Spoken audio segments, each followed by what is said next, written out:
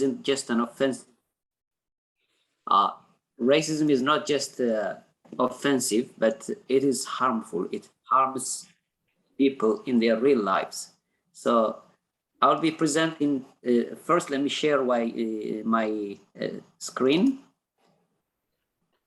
Have you given that chance? Can you make me co-host? I will make you co-host. Okay. You are.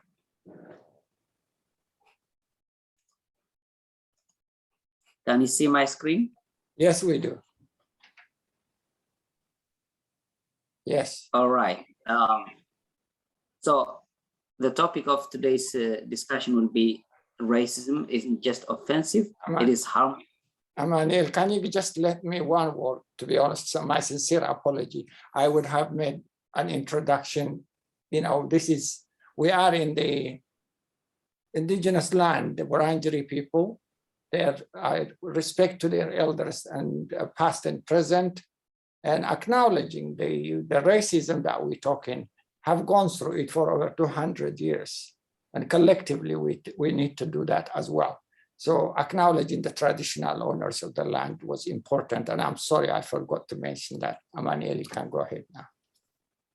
Thank you, Dr. Brown. Indeed, we should always acknowledge the indigenous owners of this land, and that the sovereignty has never been ceded. It's an important part of addressing racism and discrimination in this country. So today's topic will be on the fact that racism isn't just offensive, but it is really harmful.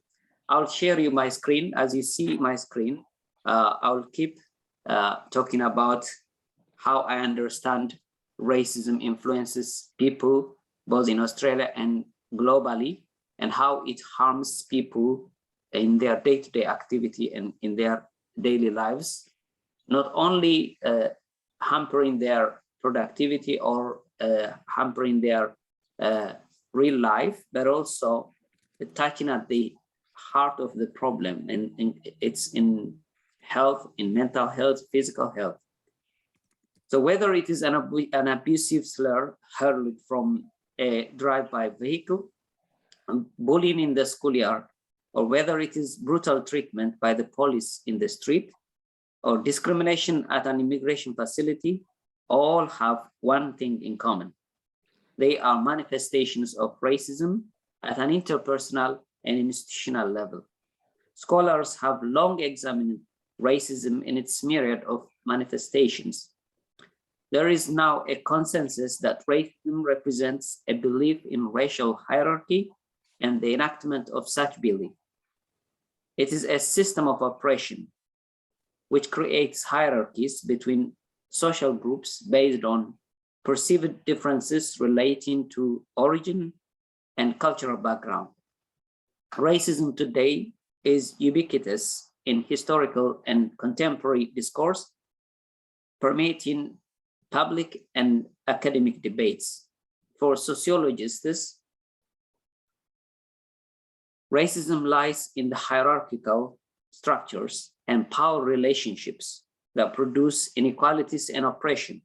Economists underscore its effect on the suboptimal or inefficient economic choices that result from the non-economic factors of race, ethnicity, skin color, cultural background that stifle the underlying utility maximization behavior of individuals and groups.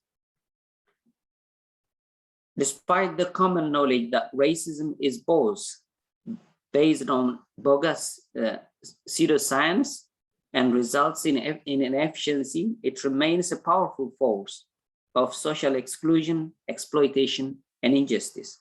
The studies show that racism is widespread across the day-to-day life of individuals and communities, and scholars have coined words such as microaggression and everyday racism, laissez-faire racism, perceived racism, modern racism, ambivalent racism, experience of racial discrimination, and others, to describe the mundane reality of racism. It Its widespread nature has been recorded in various national surveys across several countries. In the United States, a 2014 Gallup poll showed that between 1997 and 2013, and around 18 to 24% of African Americans and 16% of Hispanic Americans have reported experience of racial discrimination.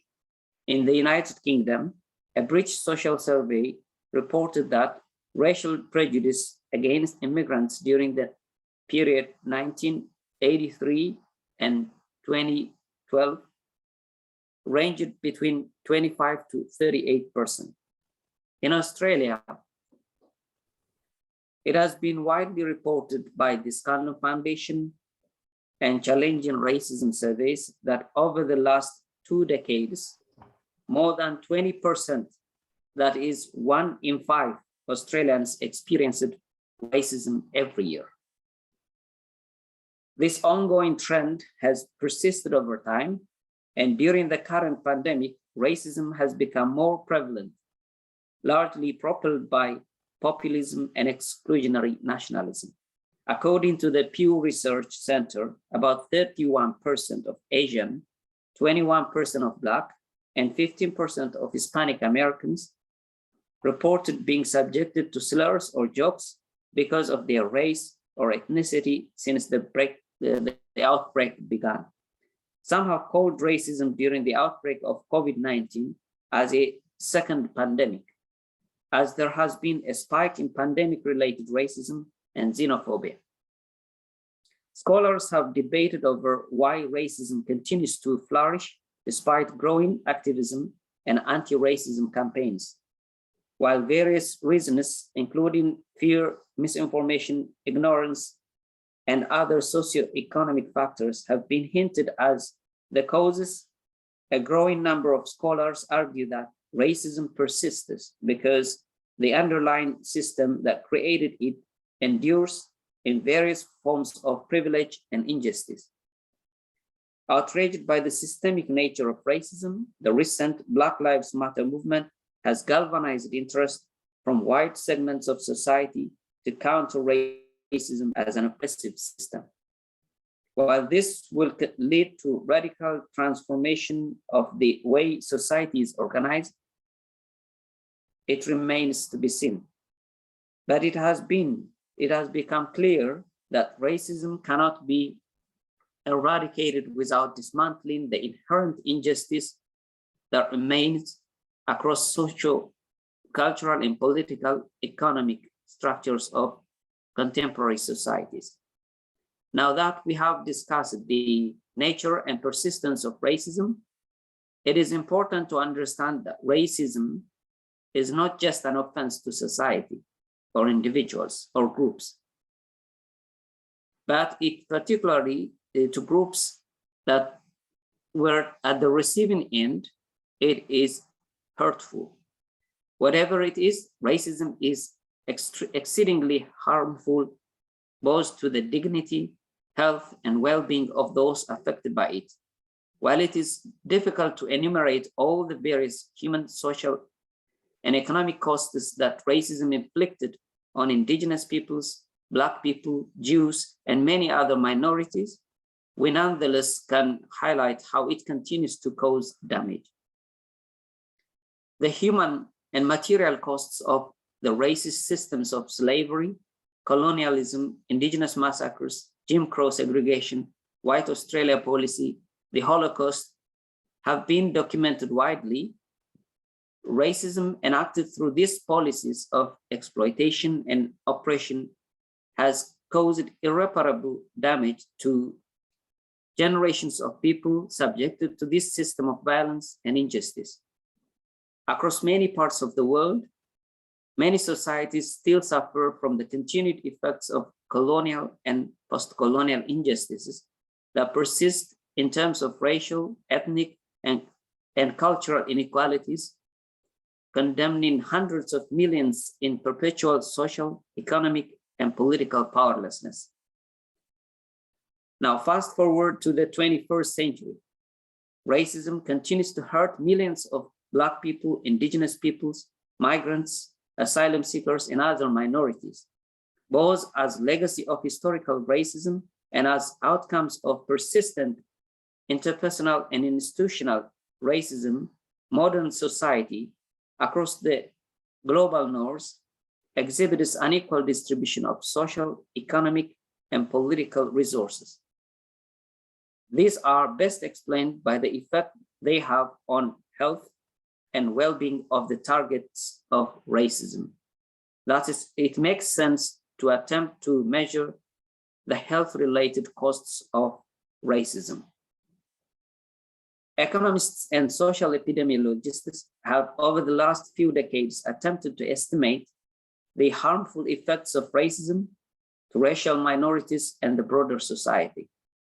Studies by David Williams, Nancy Krieger, and my colleagues have consistently shown that racism causes significant physical and mental health problems. Racism is linked with a range of illnesses, including depression, anxiety, PTSD, stress, high blood pressure, and obesity. Our own research documented more than 20 physical and mental illnesses that are linked to racism. One of the crucial research projects in documenting the harmful effects of racism has been estimating the damage in economic terms. Scholars in the United States have conducted few studies that estimated the costs of racism.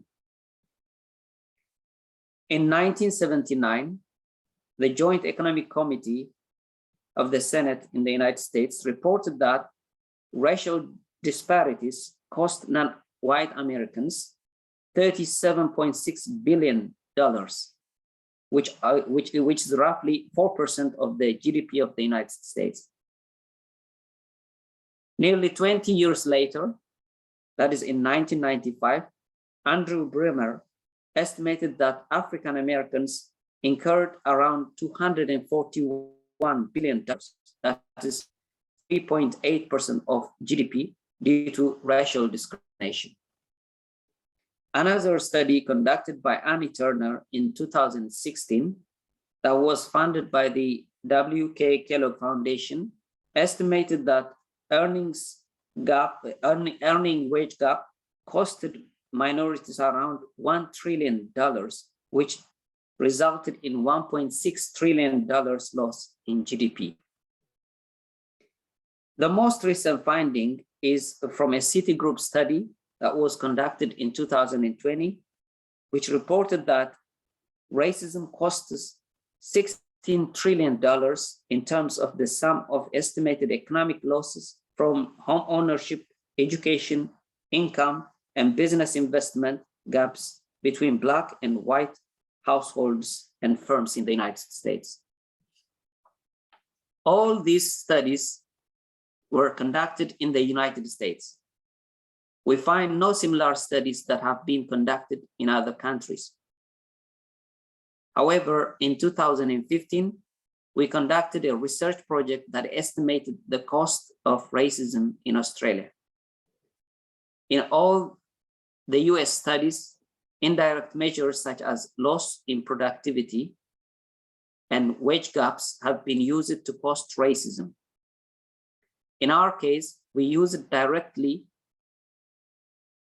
We use direct measures of the impact of racism using national surveys, as you can see in my previous slides, as our benchmark data,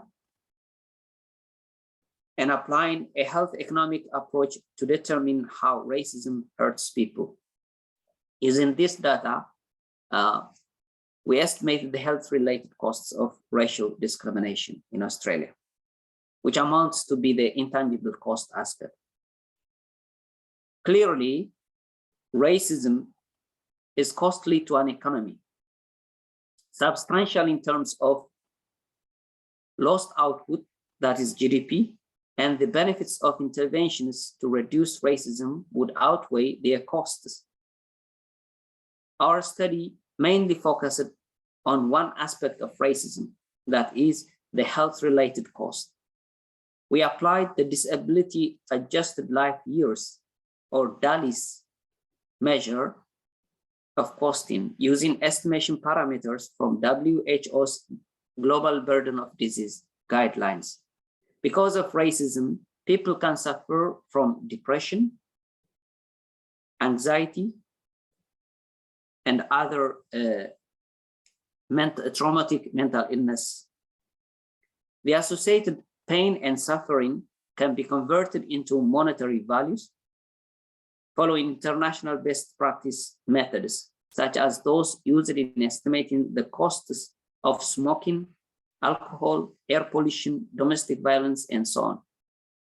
The costs are first estimated in terms of DALY, which indicates the number of years lost due to illness, disability, or death associated with the exposure to racial discrimination.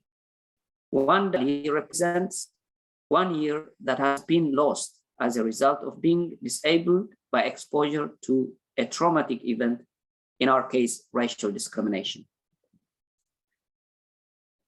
DALY is converted into dollar values based on a standard value of statistical life approach, which applies the willingness to pay method to estimate the cost of 1 year of life lost due to mortality and disability.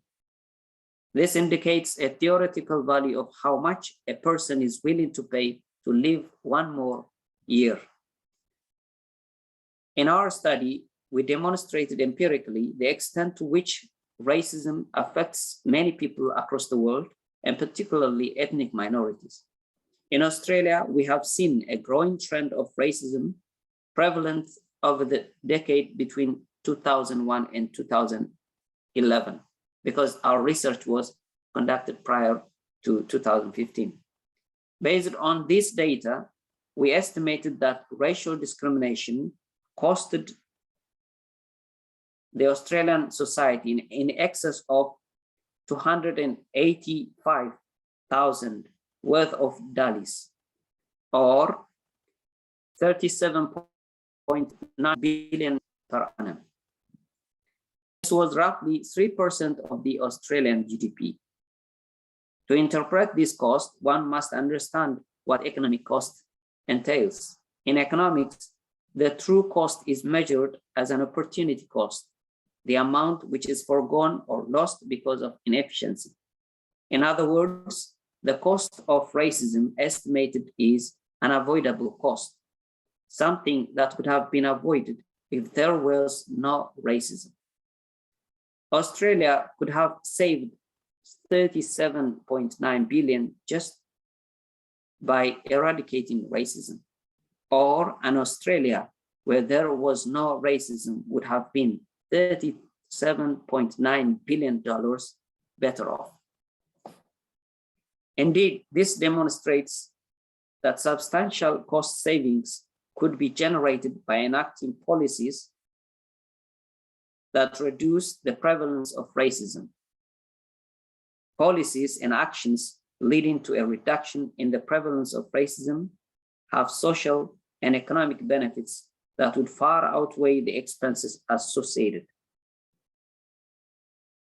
While our study and much other health research have shown how racism harms racial and ethnic minorities, they only show part of the big picture of racial injustice. A great deal of the cost of racism is buried in historical wealth gap, which in Australia artificially created a gap between privileged white Anglo-Australians and the rest of the society, and particularly Indigenous peoples. Today, non-Anglo migrants, including Africans, Asians, and Middle Easterners, experience frequent episodes of interpersonal and institutional racism across wide-ranging settings, including schools, hospitals, shops, restaurants, prisons, etc. African Australians and Indigenous peoples are overrepresented in the criminal justice system, while deaths in custody continue to affect many Indigenous inmates. African Australians are subjected to incessant mediatized racism that unjustly represents young Africans as criminal and deviant. All of this continue to inflict damage that, if estimated, would be enormous in terms of economic cost. But above all, the most enduring damage racism inflicts may be on the dignity of the person. People who experience racism are dehumanized and disempowered, and this may drag them from realizing their potential. Across the life course, the cumulative effect becomes enormous and the cost beyond what we can imagine. Thus, racism, as offensive and disrespectful as it is more than that.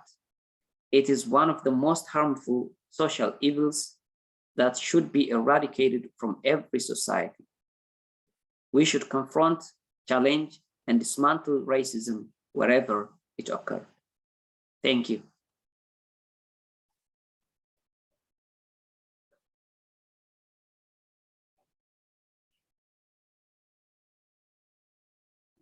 Finish? Yes. Okay. Now, thank you for such stimulating presentation. I will welcome people to, if they have question to ask. Please, if anyone has any question to ask, you're welcome. If no, I will ask myself. I have a question to ask, please, Dr. Berhan.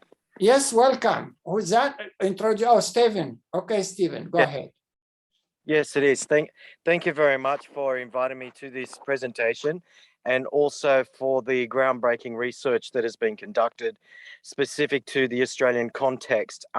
What I would like to know, it's fantastic to identify the problems, though the real tricky part is identifying what the solutions are and what steps can be taken to minimize, reduce, and eradicate racism in society.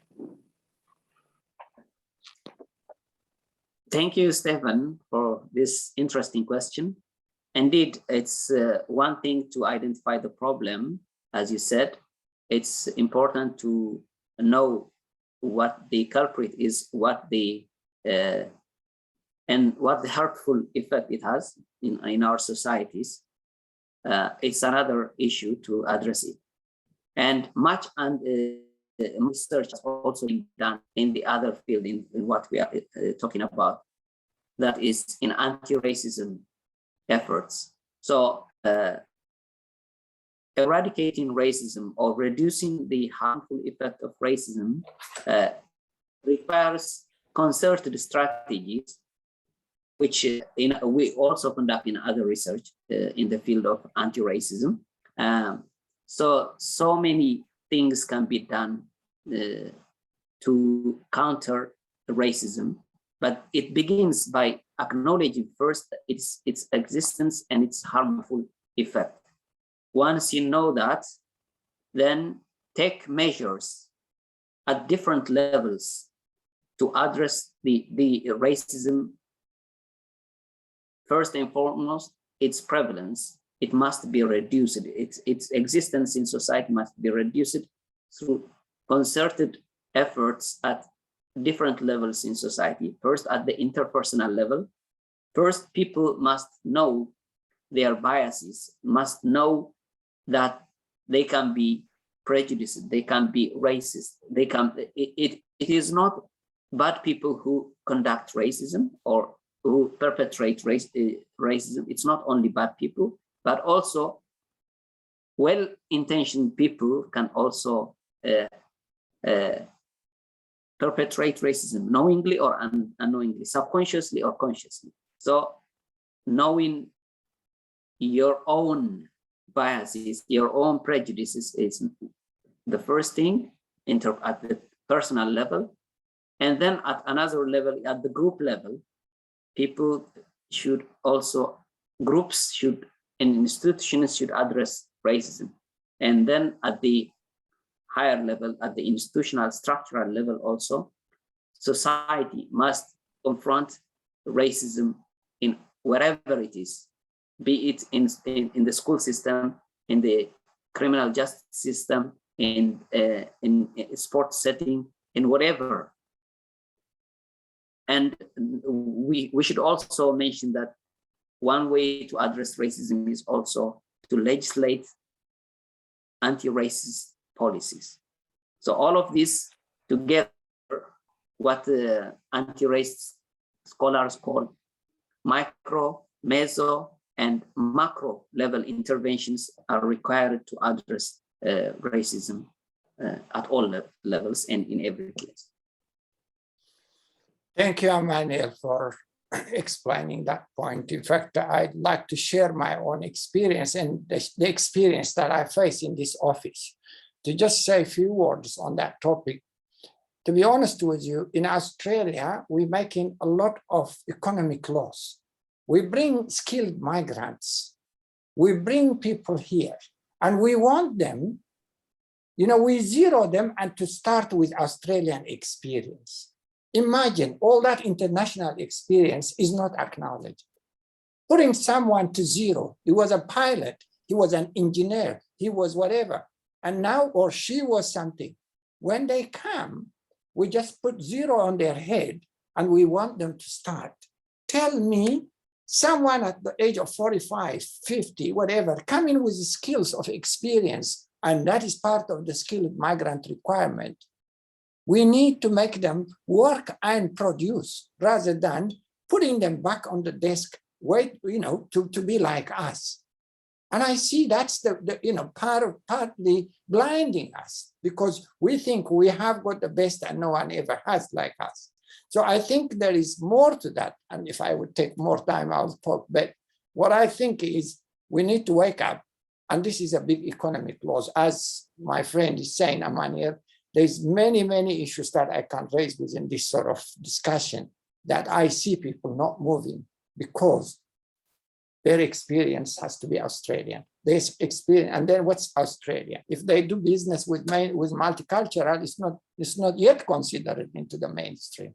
So we need to look that part of racism is reflecting on that. Thank you. So any more questions, please? Anyone welcome to ask question, please? Sorry, I have a question. Can you introduce yourself, please? Yeah, sorry. Thank you. Welcome. Thank you so much for that Welcome, presentation. Miriam. Welcome. Thank you. Thank you, Dr. Brahan. Thank you so much for that presentation. Sorry, I came in a bit late, but I called it, so I apologize if I'm repeating what's already been said. I've also asked my question in the chat box for those who, I'm not sure, prefer reading. But my question comes from my experience in the communications field and this idea of trying to get people to understand concepts like this. I guess my question is, how can this information be simplified for Africans to understand and take action to what you're saying? Because I often find that trying to convince white Australia that there is racism, even though they're actively kind of leading this, it seems for me personally like a foolish task. So my angle is towards the victims, particularly those of African descent that I feel around me are taking the brunt of this racism that people are not willing to confront in this country. Because if we look at Indigenous Aboriginal people, it's not very different how the government is treating them, right? If we're going to use the context of the situation. So how can this information be simplified for Africans, particularly young Africans, the new generation, to understand that they have some agency in this, so that they can understand that their racism is real, dare I say, because that's a part of this confusion, that they think it's not real, that they think it's a part of the culture, but it's very strategic, it's very institutionalized, just like you said, and it costs a lot of money. So obviously people know about it because it's to do with money. So how can this be translated to African communities, and what has been your experience trying to have these conversations with different African communities? Marianne, if I can just give a bit of introduction about where you're coming from, it will give people better understanding. Like Marianne works in the Juvenile Justice Parkville, where there are kids at the age of 10, 11, 12, 15, underage kids, and are going through that trauma and lives in that sort of environment, seeing this, and when they come out also she provides them support. So she's coming from that sort of, fundamental crisis that our society is ignoring. So I can see her pain and feeling in that sort of question. So I'm just trying to make clear for people to understand where you started, where you come. Yeah. Sorry, Dr. Burhan. Yeah, I work for Parkville College, which is a school that operates outside of youth justice. I completely forgot about that bit. I just was looking at the question in my head. And I used to work as a journalist, so excuse my tone. It's in my blood to try to kind of like interrogate semi people. So I don't mean to do that. It's just what I'm so used to doing. So I work in youth justice, and then outside of that, I work with young African people through lots of different community and creative projects in my own remit. So I not only work with, I think, African people that are currently incarcerated or previously incarcerated, but those that are out in community that are trying to understand in different ways what their identity is and their relativity to white Australian culture and how it impacts them, dare I say. There's many people I think in this call that do that, but that's just my personal experience with working with the people that you're talking about. Welcome. I just want to let Emmanuel talk. Yeah. Can I ask a question? I think Emmanuel will be able to answer those. It's very much similar to what Maria was talking about. Okay. Emmanuel, I'm aware of some of your work. Introduce yourself, Dr. William. Oh, yes. I think I'm William. I know you, but not everyone does. Thank you, Brad. Thank you. I'm William Abur. I work in a community space and also moved to academic sector. So Emmanuel may remember, I was with Deakin and I just moved at the end of last year to Melbourne Uni.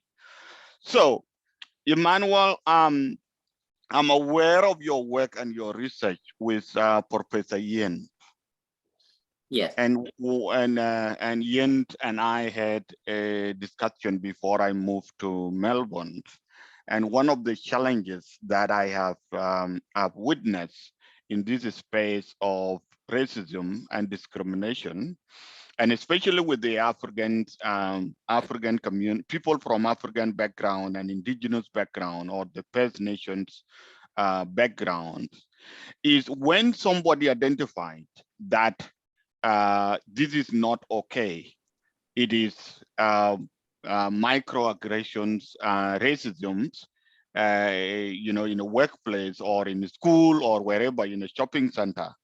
So the pushback that comes is that, oh, you are somebody with a bad manners. You are somebody with a serious issues in your life. So why are you, there is nothing, we don't see the racist view in this situation. Maybe it is your personal things. And we have seen this even in the politics. So in Canberra, for example, I have watched that, and I have seen this recently in Victoria. I think one of the MP is currently struggling, and she is from minority group, and she's struggling, being pushed out. And when she called out yesterday, people respond to her saying, well, there is something wrong with your mental status. And that has been the culture in Australia. And it is a very hard culture to be eradicated. I think we have a work as academic people to stood up to empower the community to say, this is what you need to say to stand up. And that is where the African people don't have the skill. They are not able to stood up to say, to deal with a situation like that, because it can be too confronting.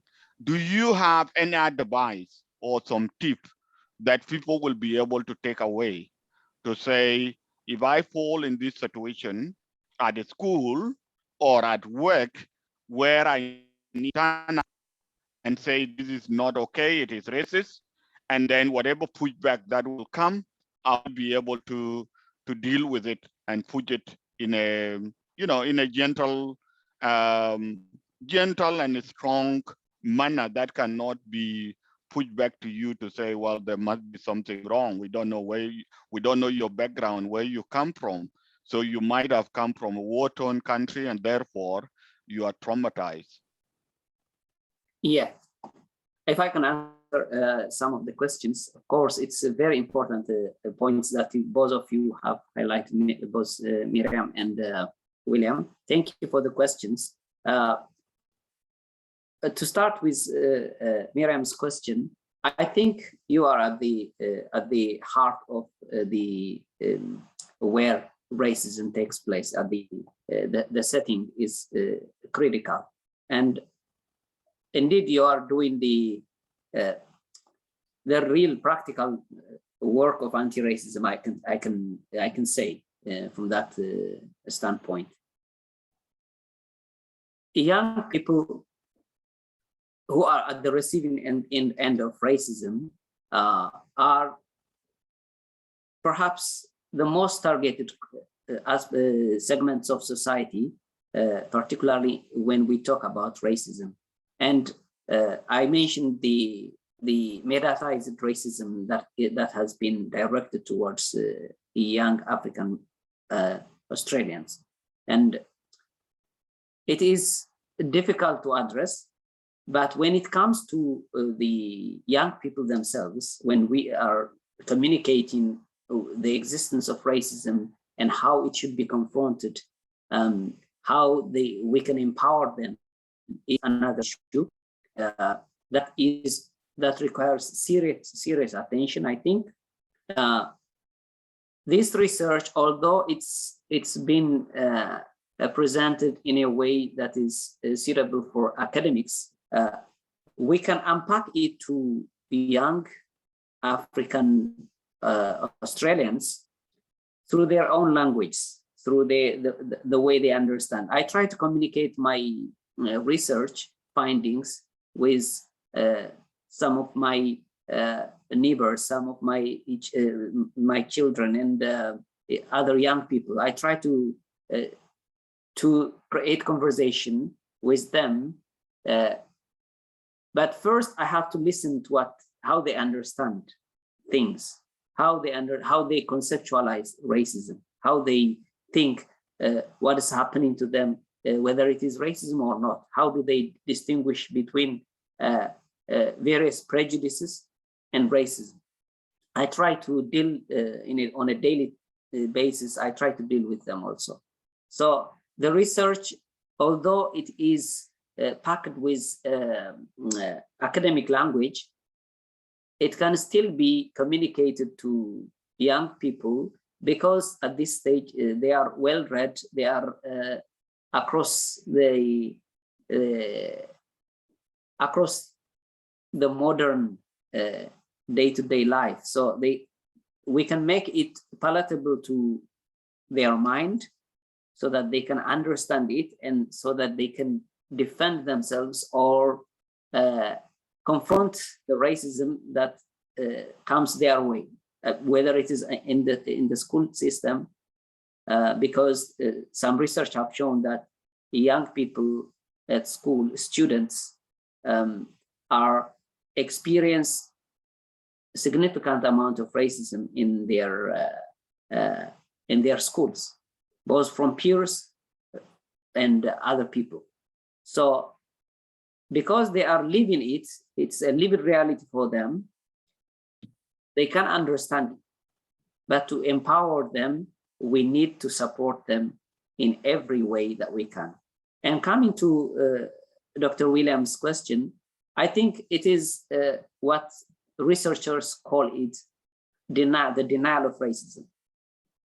Scholars from our colleagues from Western Sydney University have conducted a lot of research on this front, on the existence of the denial of racism in Australia, both at the institutional level and at the interpersonal level.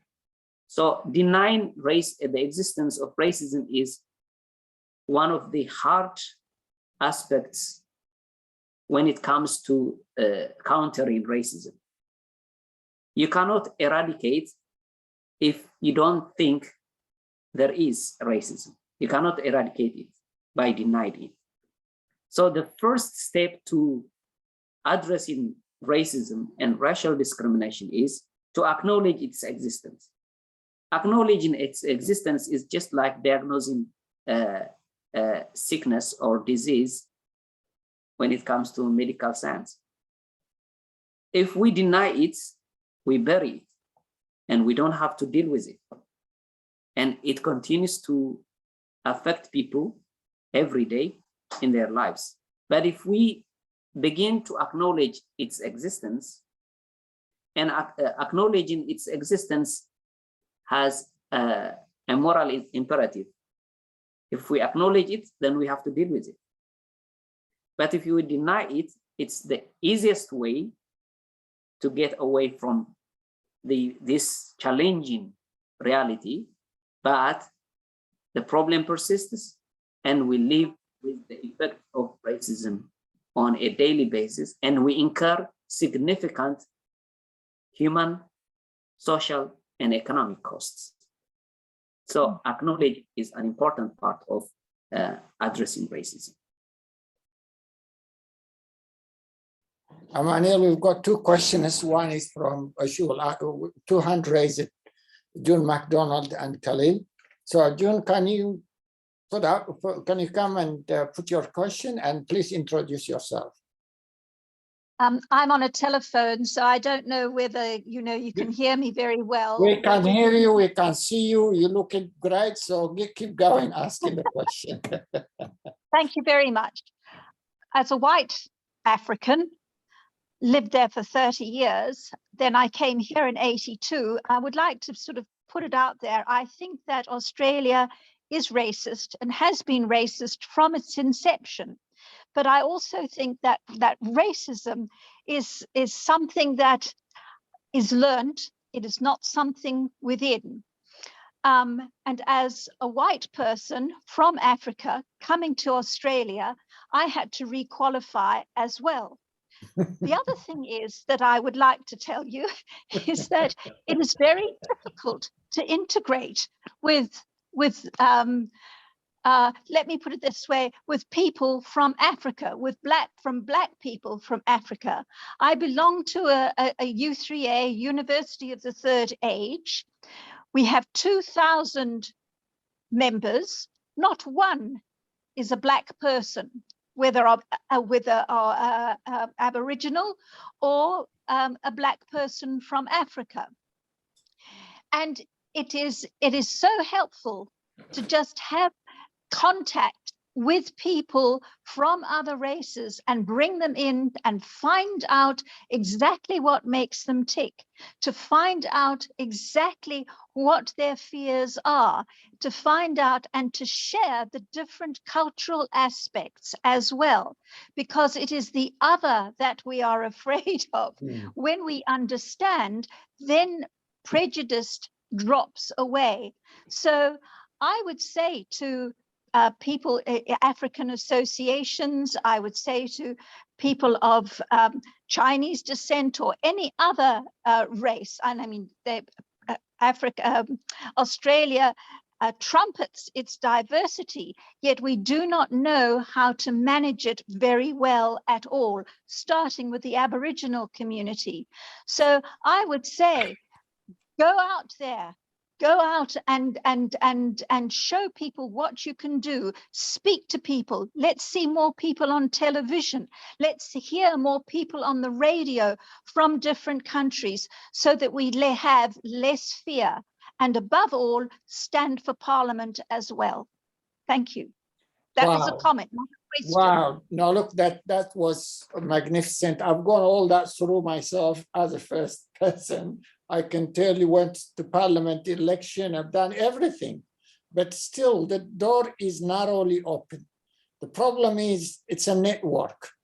We need to break, as you said, unless we practice it. Multiculturalism is a fallacy. It's not live it. It's all in the mind, but not in reality. Look, institutions like Victoria Police, I have been fighting for the last 20 years to recruit Africans into Victoria Police. It's very hard. Department of Education is the same. Institutional racism is the biggest. But I would, really, I commend you for coming up and talking about your experience, but we need you to help us open this door. Unless we participate in those institutions, On the street, we can't just say hello and pass. We need to have practical contribution. We need practical involvement, and our community is crying for that. We have the skills, we have the talents, but we don't have the network to break that cycle. Thank you. Can I just add what Brand just said, James? June, Sure. it's great that we are able, to have you, and you also have the experience of both communities. So you are the right person that can help both communities, whether it is African communities or, what we call the white Australian communities that may have a very limited understanding of what is going on. So I would be happy to connect with you. So I'm not too sure how we can do that, but you know what? You will be the right person that can even stand on behalf of this community to say, look, here I am. I know what it means. I have been, raised in Africa, came here, experienced all whatever type of, racism and discrimination. And I have witnessed it in, whatever in my journey. And you could be able to help a lot of people. Thank you. June, can you Thank leave your email for contact if that's possible on the chat box? Yes, I'd be happy to do that. I contacted Dr. Apollo Nsumbuga and had him come yes. down to speak. Dr. Bahan as well. Yeah. I'm hoping that he will come down and speak. I've invited him down. So yes, I'm happy to leave whatever contact I can. Thank you, John. Thank you. Okay, Khalil, thank you. Khalil is the next one, I think. Yeah, thank you, Farhan. Thank you very much for this beautiful presentation of racism in Australia. It's very good. We learn a lot, but I'm just want to go back. Can't we take some responsibility of what's happening, especially for the African, Black African communities in Australia? Don't we have to take some responsibility, because the reputation we show here, it's not very good, especially for some Africans in country. Don't we have to take some responsibility of what sort of reputation of ourselves we show in this country? Because we are comers. We are comers to this country. We know that in every society, everyone, when you are a stranger, it's very suspicious of you to start with. But once you get familiar with you, then the tension or the prejudice will ease. But instead, we will start to confronting our community, especially some South Sudanese communities and so forth, and that reputation becomes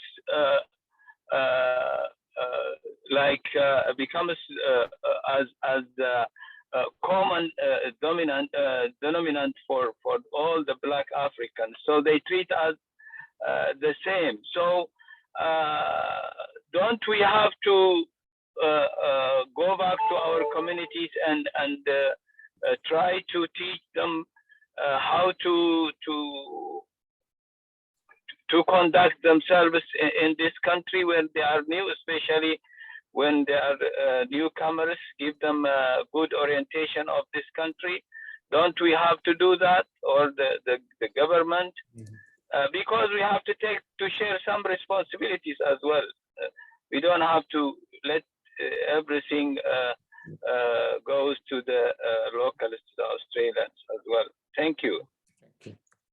Thank you, Khalil. Emmanuel, do you want to say something? Do you want to put some? Yeah, I would like to say something on this. Thank you, Khalid, for the comments and also the question. I think it is, for me, it boils down to,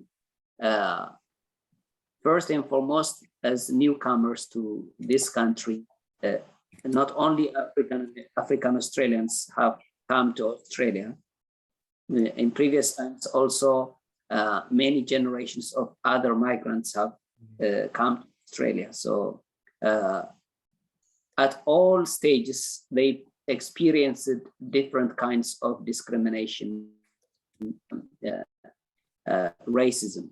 So it is well known and well recorded in the history of Australia that different communities coming as migrants to Australia have experienced significant amount of racial discrimination. Not to mention, of course, the significant amount of racism suffered by and the ongoing racism that Indigenous Australians suffer.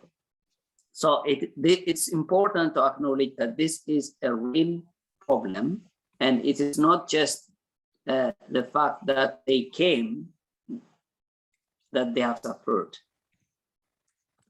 Other Australians, whether by luck or whatever the reason, have not experienced it. For example, I'm talking about Anglo-Australians haven't experienced this racism and discrimination when they came to Australia.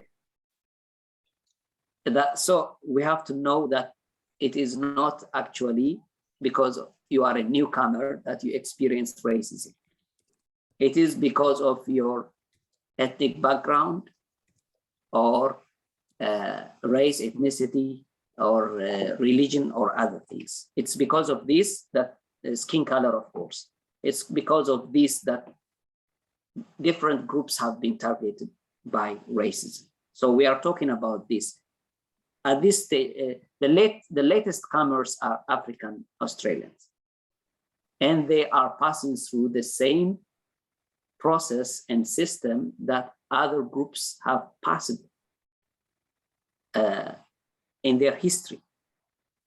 And this is Indigenous Australians also suffer from ongoing racism and discrimination, whether it's at the systemic level, at the interpersonal level, or at an internalized level. So it is important to acknowledge this. Of course, those who come to Australia have to do their thing also? Yes, of course. They have to abide by the Australian laws, and they have to pursue their lives accordingly. Because if you want to live in the land, you follow the rule of the land. So that is understandable, and that is a point that everyone should take.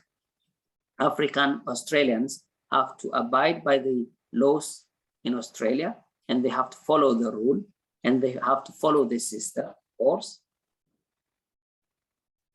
But having done that, if they continue to be isolated, discriminated, and affected by racial discrimination, then that should be also addressed.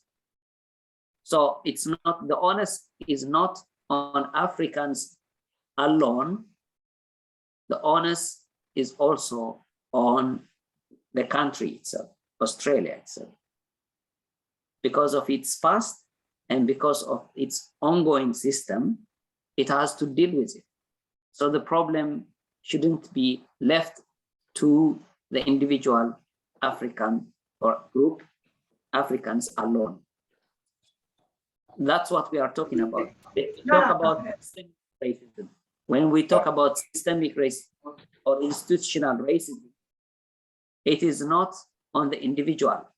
Individual efforts will not get you so far, as Dr. Burhan and also June were talking about. Individual effort will not lead you to overcome systemic or structural or institutional racism. Institutional racism must be faced and addressed at the systemic, at the institution. That's what we are trying to say. We are distinguishing between different races.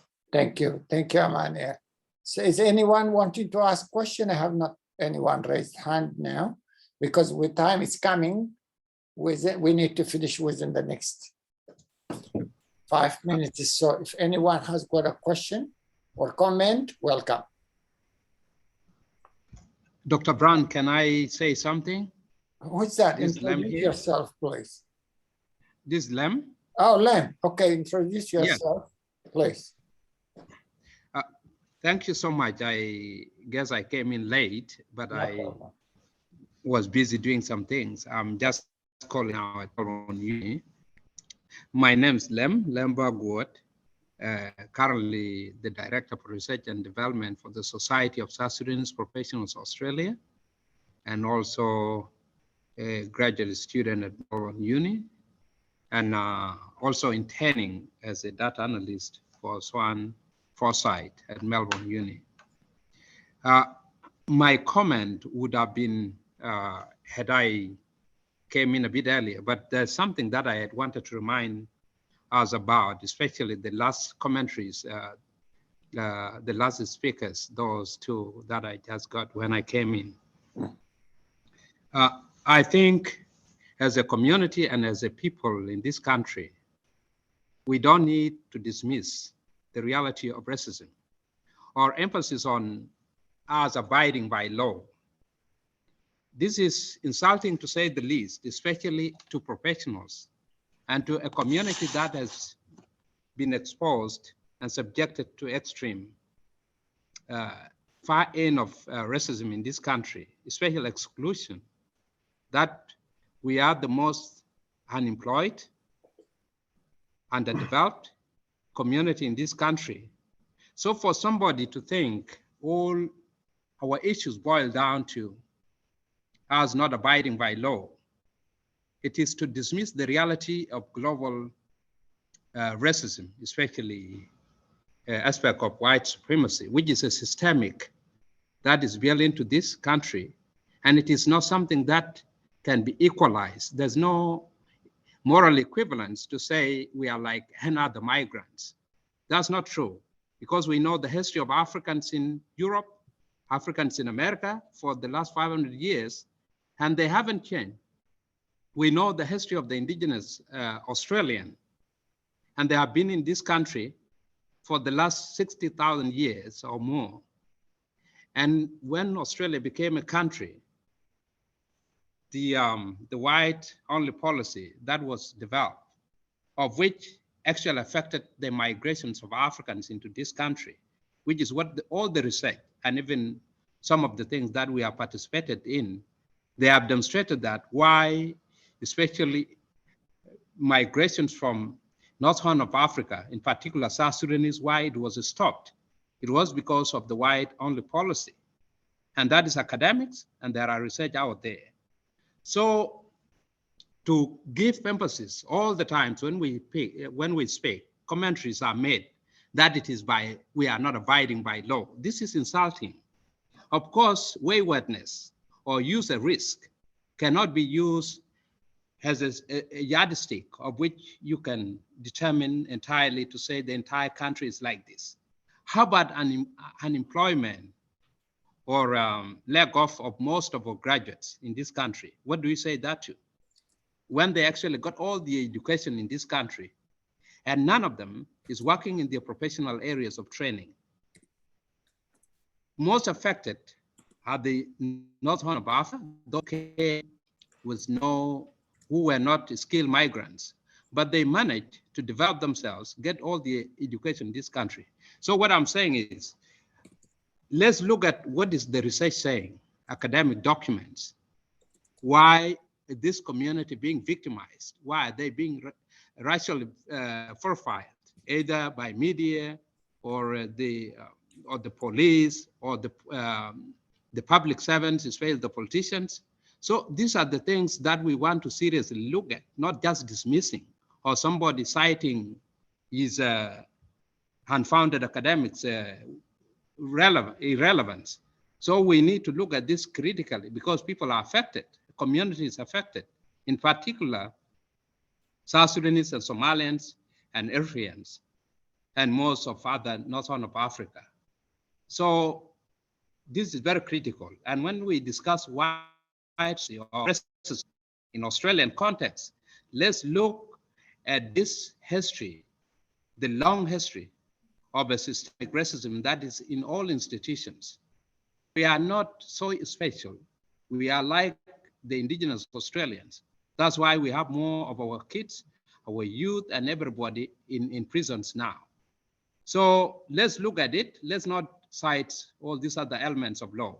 So that's what I'm saying. We are all law-abiding citizens, okay? But waywardness, of course, is there. User risk is there. Why are we dropping out at the schools? Why are our kids on the streets? This is a fundamental question that is not, that entire race cannot be that lawlessness. So it is not about law. Thank you. And thank you. Yes.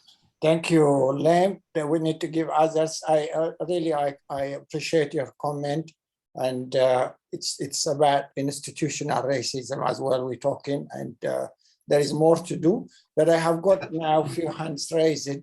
June, Can I give spoken, Maria probably would be the person, but also Hipólito have raised a question on the chat box about, you know, the economic explanation of racism, and he was expecting an answer. So include please in your answers to Hipólito Acosta, the question that he raised, the correlation between racism and economic classes, upper class, middle class, and lower class. And that would be appreciated. Maria, go ahead. Yeah, can I just give a point of view coming from what Lam's saying, and June and Kali, the last few speakers. I think racism changes because when I was a young girl at school, I was well, people were racist too with me. I've experienced the same thing because I had European parents and my father didn't speak English properly. So I can remember feeling very hurt and upset about that for many years. And I think things change as history goes on. Now, maybe the racism is more for African people at the moment, but I think it changes and varies. But I know I've experienced, because I'm one of the original, well, my father came here on a boat too, once upon a time. So I'm a descendant from that. That's why perhaps I have events to bring all different races together as one. Perhaps our thinking can change, or to look at, I mean, I now look at everyone as my brother and sister. Perhaps maybe we need to think of changing how we see things as well, because that can change, you know, it doesn't have to be put upon us by other people of what they think. I think we, or even maybe it is good to educate the younger people that they need to be empowered and to be okay, whoever they are, whatever race, and to feel good about themselves and do what they need to do and be inspired. Because we can't look, prejudice is everywhere about everything. Even now, the latest prejudice is if you're vaccinated or you're not vaccinated. Now, people get very upset and very angry if you mention something on a tram to someone of what you think or what you believe.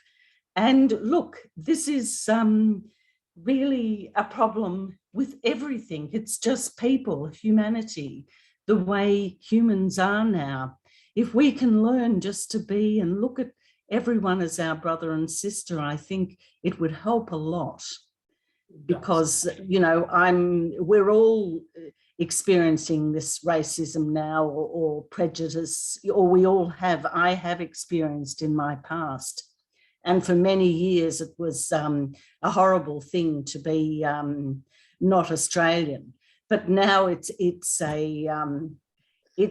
something you can be proud of, that your parents were from another country or you're from whatever. Look, things and history changes all the time.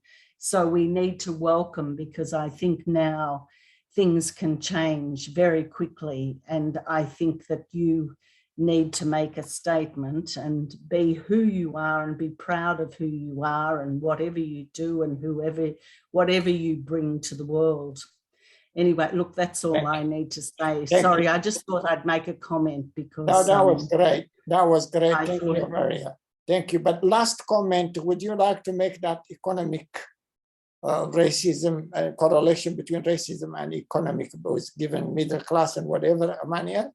A last comment, Okay. because people All are right. going.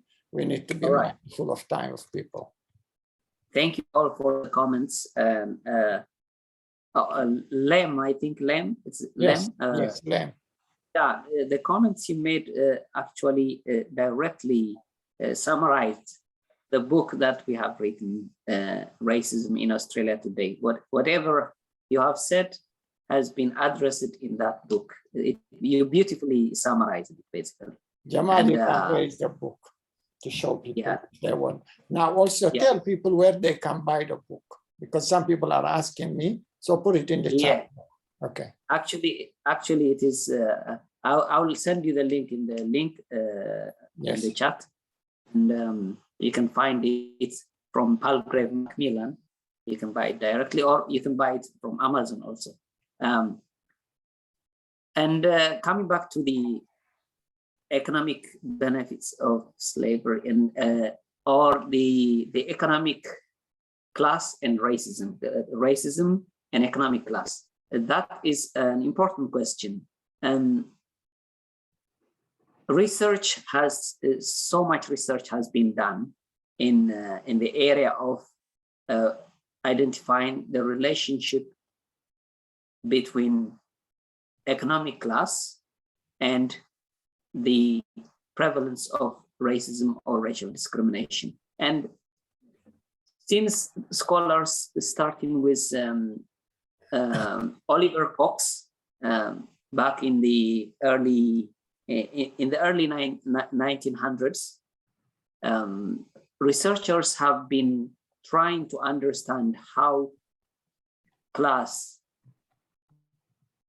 and racism are linked in producing the harmful effects of racism, whether it is in the United States, whether it is in the historical slavery system, North Atlantic slave trade.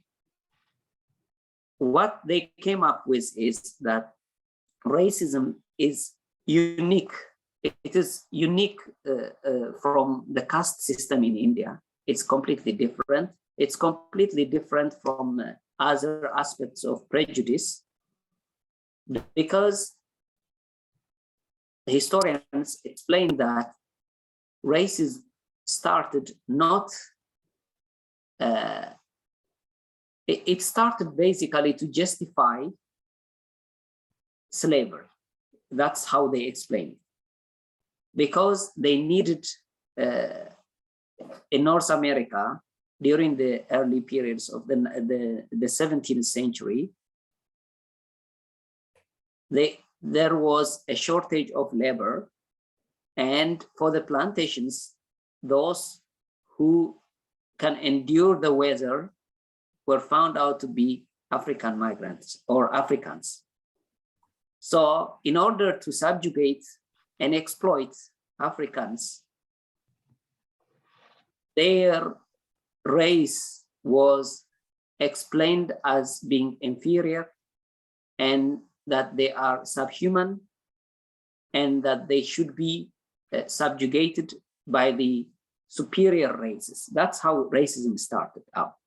So racism started out as a justification for the enslavement, for the exploitation, and for the oppression of Africans.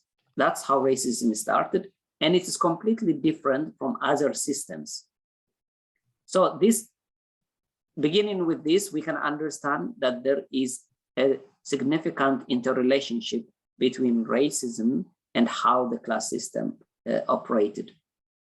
As it went by,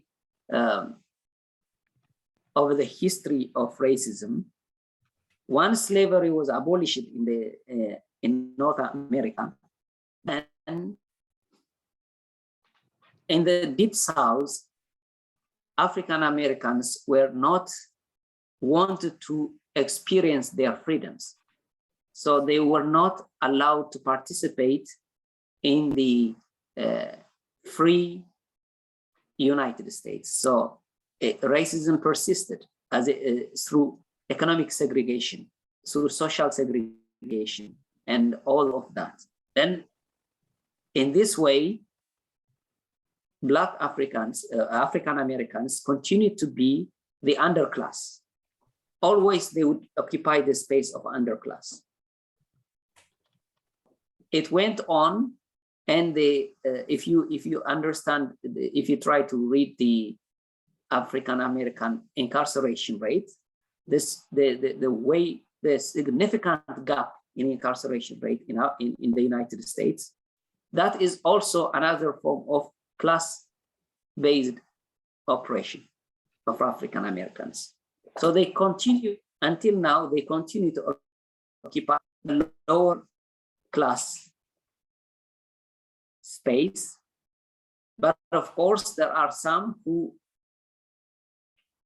few who can escape that entanglement of class and racism. There are a few successful people.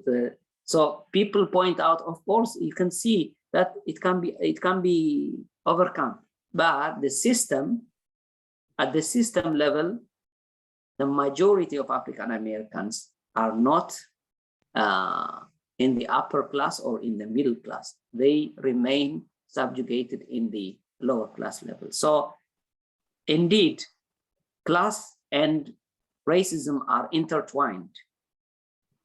And if we come to Australia and other places also, if you see indigenous peoples, African migrants, and other migrants, they always continue to occupy the lower level of the lower classes, the lower or upper lower class, compared to Anglo-Australians, of course. So there is an interplay between class and racism. There is an interplay between class and racial disparity. There is a racial disparity. They are interrelated, but it is complex. It's not just, you cannot just say, because so and so is lower from the lower class, he has been experiencing racism, or because so and so is from this race, that he is or she is from the lower class. It's a complex, intertwined entanglement of race, class, but economic, actually country of origin, migration status, and all of these are interrelated, and we have a complex system of oppression, or what you can call it, institutional discrimination, institutional racism, or what have you.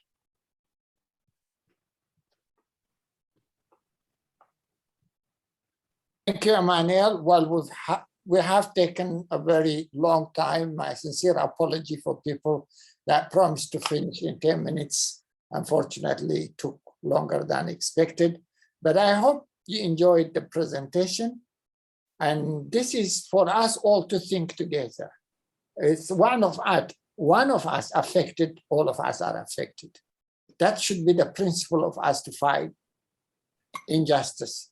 And that way we can get better society. If it's not for me today, tomorrow may come to me. So I need to stop it when it's far away. So everyone, thank you for such, really engaging presentation, Dr. Emmanuel. And participants also have had great input into this discussion.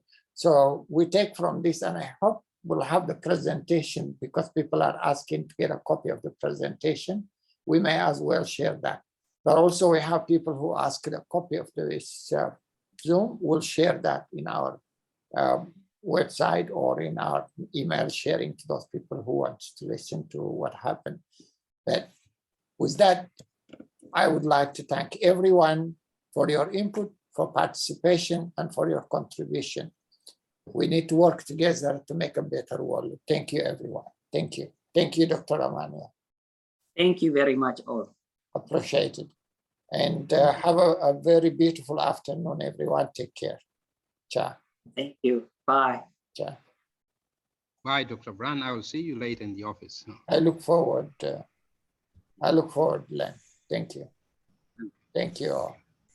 Thank you all.